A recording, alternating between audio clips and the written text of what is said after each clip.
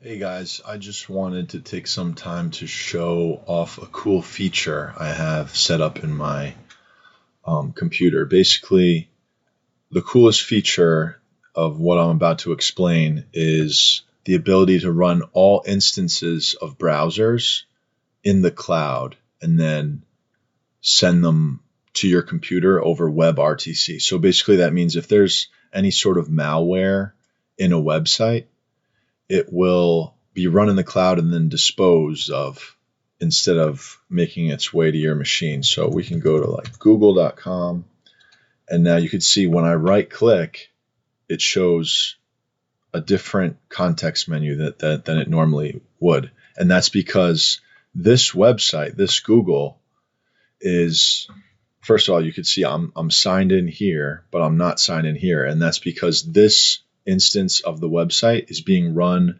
on Cloudflare edge network. So basically it's just running a data center somewhere. So it helps protect against malware. And also every time you go to a new website, you have, no traces. There's like no cookies there can be cookies, but it's just a lot safer. And then another feature that I am going to explain is, I have something running on my local machine, which is called net data. It just shows, the stats. It's an easy thing to set up, especially on Mac OS. But I want this to be available over the internet at this address, and I already set it up, so I'll show you. So now it's set up, it's protected by single sign-on.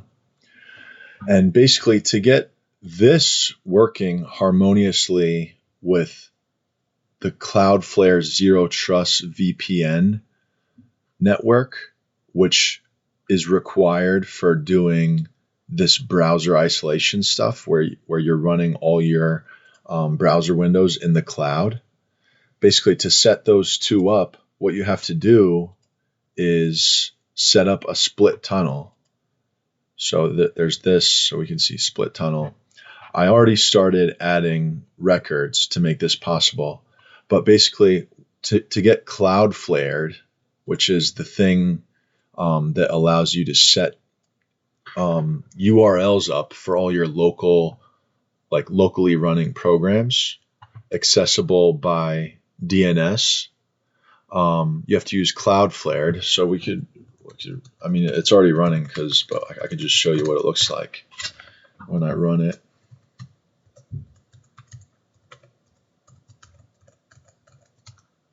So we can see. Anyway, you can see, so basically what happens is Cloudflared sets up outbound connections to the Cloudflare network. And then with those outbound connections, you can actually connect like almost as if it's an incoming connection by using the DNS.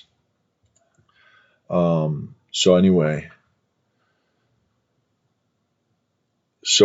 in order to do that, there's a website that Cloudflare published. Let's see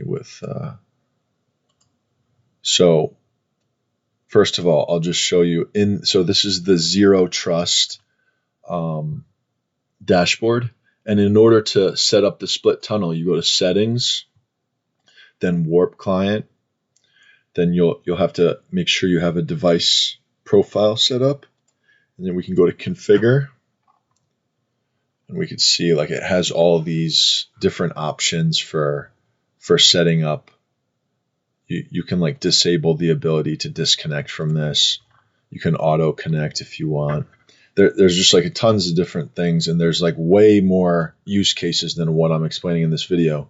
But in order to set up the split tunnel, which is what we need for Cloudflared and Cloudflare WARP to work harmoniously with one another, you have to use their dashboard and manage the IPs. So I already started adding the IPs.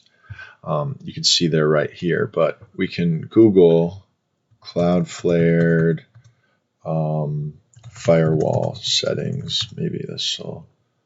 So we can see this search is running in the cloud. And then let's see if this, I don't think these are it. I think this one's it. Nope, never mind. Let's see, I gotta find out. I think this is it. Yeah, this one's it. So in this tunnel with firewall, so here, let's see, tunnel with firewall, Cloudflared. And then it's the first one if you want to look these up. So basically, I already started adding these IP addresses, but basically all of the IPv4 addresses you're going to need to add to that split tunnel. I've gotten it working without the IPv6 ones, but maybe in your setup it might be advantageous to add those. So anyway, see, I copied one of the lists here.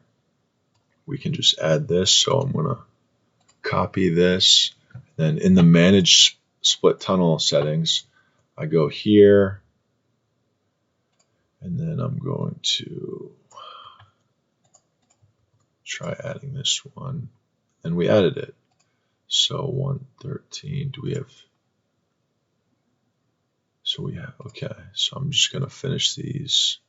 So to each one, it's kind of a pain in the butt. Normally, anything like this, I try to automate in case I have to do it in the future.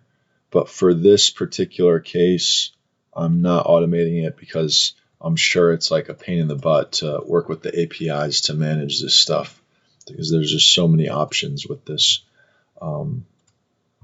setup. Okay, so we added 73, 43.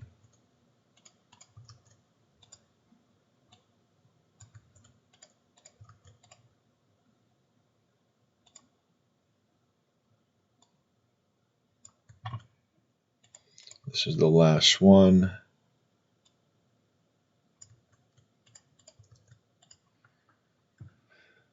But so basically you would have to do that for this first section, region 1.v2, and then the second one, region 2.v2, and then also these two IP addresses at the bottom. I actually have it working with just these two, but I imagine these might be important in some scenarios as well. All right, so that's all I have to say about setting up Cloudflare WARP to work harmoniously with a machine that also is running Cloudflare D.